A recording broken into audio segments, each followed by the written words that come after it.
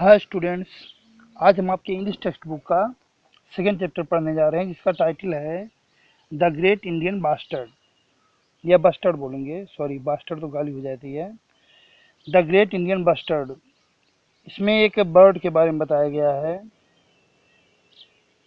और इसको एक कन्वर्सेशन के माध्यम से पूरे चैप्टर को लिया गया है। एक लड़का है अनूप और मिसेज पाउल जो कि एक्सपर्ट हैं वाइल्ड लाइफ के, उनके बीच डिस्कशन है। तो इस चैप्टर को डिटेल से पढ़ते हैं।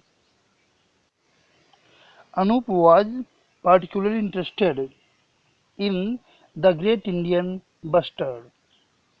इसको शॉर्ट फॉर्म में बोलेंगे GIB. With the help of his teacher, he had written to Mrs. Paul, a wildlife researcher, and set up an interview. Read an extract from the interview.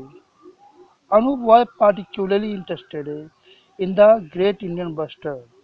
Great Indian bustard, इस bird में जो है अनूप बहुत विशेष रूप से रुचि लेता था। And with the help of his teacher, अपने टीचर के हेल्प से उसने मिसेज पाउल जो एक वाइल्ड लाइफ रिसर्चर हैं उनके पास एक चिट्ठी लिखा और उनका एक इंटरव्यू लिया। अब उसी इंटरव्यू का एक एक्सट्रैक्ट, एक पार्ट है ये चैप्टर। तो ये स्टार्ट करते हैं। Anoop, does the great Indian bustard live in forest? Mrs Paul से पूछ रही कि जो ये GIB हैं या ग्रेट इंडियन बस्टर्ड हैं, क्या ये जंगल में रहती हैं? Mrs Paul, far from it. In fact, this bird lives in wide open landscape which have space, grasses and shrubs. It spends most of its time on the ground searching for food. Its long legs and front-facing toes help it to run fast. Although it is usually seen striding or running, it also has strong wings and can fly well. Mrs Paul कहती है far from it, इससे दूर। In fact the bird lives in wide open landscape, वास्तव में जो bird होते हैं ये जंगल में नहीं बल्कि एक खुले मैदान में रहते हैं। Which have spades of grasses and shrubs, जहाँ पे घास और झाड़ियाँ होती हैं, तो ऐसा एरिया इनको पसंद है। It spends most of its time on the ground searching for food, ये अपना अधिकतर समय जो होता है वो जमीन पे ही बिताते हैं भोजन की तलाश में। It's long legs and front facing, इसके लंबे पैर और जो सामने का फेसिंग या चेहरा होता है, सॉरी सामने का जो उंगलियां होती हैं वो इसको तेज दौड़ने में हेल्प करती हैं। Although it is usually scene striding और रनिंग, हालांकि अक्सर जो है इसको स्ट्राइडिंग चलते हुए या फिर दौड़ते हुए देखा जाता है, लेकिन इट आल्सो है स्ट्रॉन्ग विंग्स, इसके लंबे पंख भी होते हैं और ये अच्छी तरह से उड़ भी सकता है। Anoop, I have read that it is the heaviest flying bird in India, is that true? कह रहा मैंने सुना है कि ये सबसे भारी भरकम उड़ने वाला बर्ड है इंडिया में, तो क्या ये सही है? मिसेस इंडीड, वास्तव में at about 15 kg it is the heaviest flower in India but not in the world। जैसा कि ये 15 किलो का होता है तो ये भारत का सबसे अधिक भारी उड़ने वाला बर्ड है, लेकिन संसार का नहीं। The world record is held by a relative, if we may call it so. It is the kori bustard which is found in Africa. कुछ इसका ही रिलेटिव है, अगर इसको हम कहें तो उसके नाम वर्ल्ड रिकॉर्ड है और ये अफ्रीका में पाया जाता है जिसका नाम है kori bustard. The kori often weigh more than 18 kg, जो कोरी बस्टर्ड होता है उसका वेट 18 किलो से भी ज़्यादा हो सकता है। Anoop, what does the GIB eat? अच्छा जीआईबी खाते क्या हैं? Mrs Paul, the bird's diet varies according to the season. इस पक्षी की जो खान पान होती है ये मौसम के अनुसार अलग अलग होती है। The bird feeds on grass seeds, agricultural crops such as groundnuts and millets, as well as insects such as grasshopper and beetles.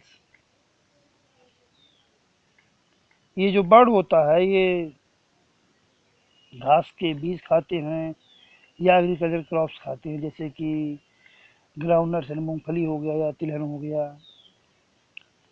और उसी तरह से जैसे ग्रास हॉपर और चींटियाँ ऐसे कीड़े भी खाती हैं। It also eats rodents and lizards, rodents और लिजार्ड्स को भी खाती हैं, कीड़े जो होते हैं। We may term it as an omnivore, हम इसको एक सर्वहारी जीव के कैटेगरी में रख सकते हैं। As it generally lives in the arid regions it has evolved to manage with very little water. जैसा कि ये कम पानी वाले क्षेत्र में रहती है तो ये कम पानी में भी गुजारा कर सकती है। It usually breeds in the monsoon season which is when food is almost easily available. ये ब्रीडिंग जो करते हैं मतलब प्रजनन कह सकते हैं आप, तो ये अधिकतर वर्षा के मौसम में करते हैं जिस समय जो फूड होता है वो अधिक आसानी से मिल जाता है। Anu, I read that it lays eggs on the ground, does it not build a nest. मैंने पढ़ा है कि ये अंडे जो होता है वो ज़मीन पे ही देते हैं, तो क्या ये क्या कहते हैं उसको नेस्ट या घोंसला नहीं बनाते हैं? No, the female scrapes the soil in a secluded place to lay her egg।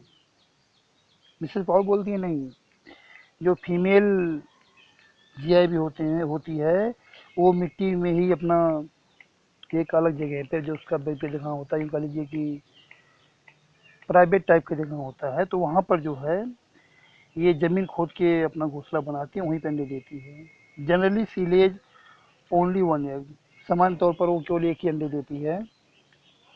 She incubates the eggs for 25 days, फिर वो अंडे को 25 दिन तक सेती है। बिफोर द चिक इज हैज्ड, इससे पहले कि उससे चिक्स या चिकन या कह लीजिए उसके बच्चे निकले। The expose egg is always in danger from predators, जो खुला हुआ अंडा होता है वो अक्सर जो प्रेडेटर्स होते हैं, यानी जो बाकी बाहरी जीव होते हैं, उनसे उनका खतरा बना रहता है। The mother has to be alert to keep the egg and the new chick safe, जो मदर जीआईबी होते हैं उन्हें बड़ा सावधान रहना होता है अंडे को संभालने के लिए और जो उसके बच्चे होते हैं उससे निकलने वाले उनको सेफ रखने के लिए। The male doesn't play any role in making the nest, incubating or the raising of the chick. It is the mother bird who does this alone। जो मेल बर्ड होते हैं या मेल जीआईबी होते हैं इनका कोई रोल नहीं होता उसमें कि वो घोंसला बनाएं या उस अंडे को हेच करें या उसकी मतलब उसको सें या फिर चिकन की देखभाल करें।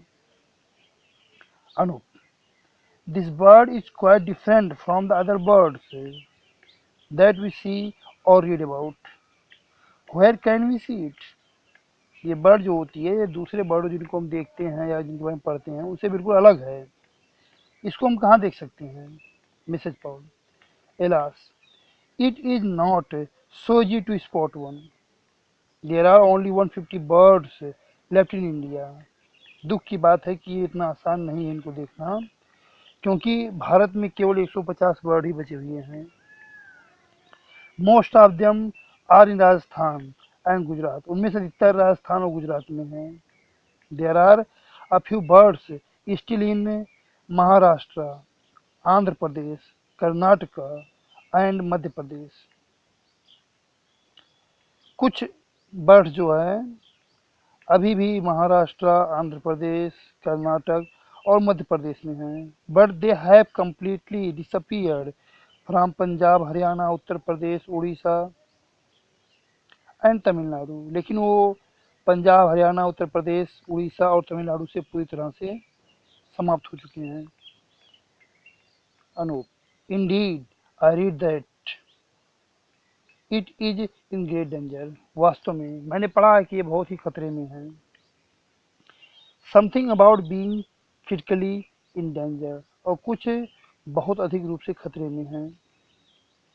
Mrs Paul, yes, we need to protect it, हमें इसको सुरक्षा करने की जरूरत है। So that it doesn't become extinct, ताकि ये पूरी तरह से विलुप्त ना हो जाए। When we say that a species is extinct, it means that there is not a single living member left of that species। जब हम extinct वर्ड यूज करते हैं या जिसको हिंदी में विलुप्त बोलते हैं, इसका मतलब होता है इसका एक भी, इस स्पेसीज का एक भी मेंबर अब नहीं है, मतलब पृथ्वी से पूरी तरह से ये समाप्त हो चुकी हैं। Anu, I remember reading that a bird called the dodo is extinct. मैंने मुझे याद है कि मैंने पढ़ा था कि एक बर्ड जिसका नाम डोडो है वो पूरी तरह से विलुप्त हो गया है। Can that happen to the GIB, क्या ये जीआईबी के साथ भी हो सकता है? Mrs Paul, it could happen, हो सकता था। Then students like you will only be able to see pictures of the bird and never in reality। तब आपके जैसे बच्चे जो हैं वो केवल इन बर्ड को तस्वीरों में ही देख सकेंगे, वास्तविकता में नहीं। Why so? ऐसा क्यों? Well, there are several reasons, के कई कारण हैं। The GIB found in some parts of Pakistan, GIB जो है पाकिस्तान के कुछ हिस्से में पाया जाता है और वहाँ पाकिस्तान में इसका शिकार होता है। आप जानते हो राक्षस प्रजाति हैं। Poaching is still practised in India. अच्छा, भारत में भी पोचिंग मतलब गैर कानूनी तरीके से उनका शिकार करना या उनको मारना, वो आज भी भारत में भी होता है। Also there is a sharp decline in the nature habitat of this bird. और दूसरी जो समस्या है वो ये भी है कि जो इनका हैबिटेट है, जहाँ इनका रहने का जगह होता है, उसका भी बहुत तेजी से उसमें गिरावट आ रही है, कमी आ रही है। A major cause is expansion of agricultural fields and the increase in mechanized farming in the area where the GI lives। अब इसका रीजन ये भी है कि जो कृषि भूमि है उसका विकास हो रहा है और जो तकनीकी तरीके से तौर पे जो खेती होती है उसकी बढ़ोतरी हो रही है। तो इसका रीजन ये होता है कि इनका फील्ड है, इनका रहने का क्षेत्र है, वो कम होता जा रहा है। This also means that human settlements get closer. इसका ये भी मतलब है जो इंसानी आवास है वो भी इनके समीप आ जा रहा है, जिससे इनको दिक्कत होती है। Then there are some other reasons, फिर इसके दूसरे कारण भी हैं दैट में सरप्राइज यू, जो आपको चकित कर देंगे। Dogs are a major threat to the GIB. कुत्ते ये बहुत बड़े खतरे हैं जीआईबी के लिए। As I have mentioned earlier, जैसे मैंने पहले ही बोल दिया था कि the GIB lays its eggs on the ground. तो जीआईबी जो होते हैं अपने अंडे को जमीन पर देते हैं और कुत्ते क्या करते हैं, उनको खा जाते हैं। समटाइम्स जीआईबी में simply dash against the high tension electric wires planted in its habitat and gets electrocuted। अच्छा, सामान्य तौर पे होता है क्या है कि कभी कभी जो इनके हैबिटेट में, इनके क्षेत्र में जो इलेक्ट्रिक तार लगी हुई होती हैं उनसे टकरा जाती हैं और पूरी तरह से उनको इलेक्ट्रिक शॉक लगता है और मर जाते हैं। इट में also be hit by fast moving vehicles. कभी कभी ऐसा होता है तेजी से चलने वाली गाड़ियों से भी टकरा जाते हैं और मर जाते हैं। Anoop, is anything being done to protect the GIB from their defeats? क्या कुछ ऐसा हो रहा है कि इन खतरों से जीआईबी को बचाया जा सके? Mrs Paul, protecting any species requires a joint efforts by research institutes, scientific organizations, government departments and NGOs. किसी भी स्पेसीज को अगर बचाना है तो ज़रूरत होती है कि जो रिसर्च इंस्टीट्यूट्स हैं, साइंटिफिक ऑर्गेनाइजेशंस हैं और जो गवर्नमेंट डिपार्टमेंट और एनजीओज हैं, ये सब मिल के काम करें। Research helps to understand the issues. Research जो होता है वो उन मामलों को समझने में सहायता करता है। Scientist help to look at possible way to address and the issue. Scientist जो होते हैं एक संभावित तरीका या रास्ता निकालते हैं कैसे उनको उस इश्यू को हल किया जाए। जबकि जो गवर्नमेंट होता है can help by setting aside funds and making suitable laws as well as ensuring their implement. Government जो होती है वो फंड्स को इशू करती है, जो खर्चे होती है उसको देखती है और कुछ ऐसे कानून बनाती है जिससे कि उनका इम्प्लीमेंट किया जा सके, उनको बचाया जा सके। NGOs can create awareness and support conservation efforts. NGO जो होते हैं वो एक जन चेतना या लोगों में जागरूकता को फैलाते हैं और एक उनके संरक्षण का प्रयास करते हैं। Anu, can students like me help in any way? क्या सहायता कर सकते हैं? Mrs Paul, you have already started by trying to know more about this bird. तुमने पहले ही इसका प्रयास कर दिया है, इस बर्ड के बारे में अधिक जानने के प्रयास करके। एज यू नो नाउ, जैसा कि अब तुम जानते हो कि the GIB is a fascinating bird, कि जीआईबी एक बहुत ही आकर्षक बर्ड है और ये खतरे में है। तो you must share this information with your friends. तो तुम्हें अपने दोस्तों के साथ इस इंफॉर्मेशन को शेयर करना चाहिए। You could also work to spread the message of conservation of the species and their habitat. तुम अपने काम को भी फैला सकते हो इस मैसेज के थ्रू, मतलब ये मैसेज फैला करके कि इस स्पेसीज और उनके हैबिटेट की जो है रक्षा की जाए। The future and safety of wild life and environment lies in the hands of young people like you. भविष्य और जो वाइल्ड लाइफ है और जो उनका एनवायरमेंट है उसका भविष्य, उसकी रक्षा जो है वो तुम्हारे जैसे नौजवानों के हाथ में ही है। Anu, indeed I shall thank you for the interview. वास्तव में ऐसा करूँगा। इंटरव्यू के लिए आपको धन्यवाद। तो इस तरह से अब चैप्टर आपका फिनिश हुआ और इससे रिलेटेड आप क्वेश्चंस करेंगे। Thank you.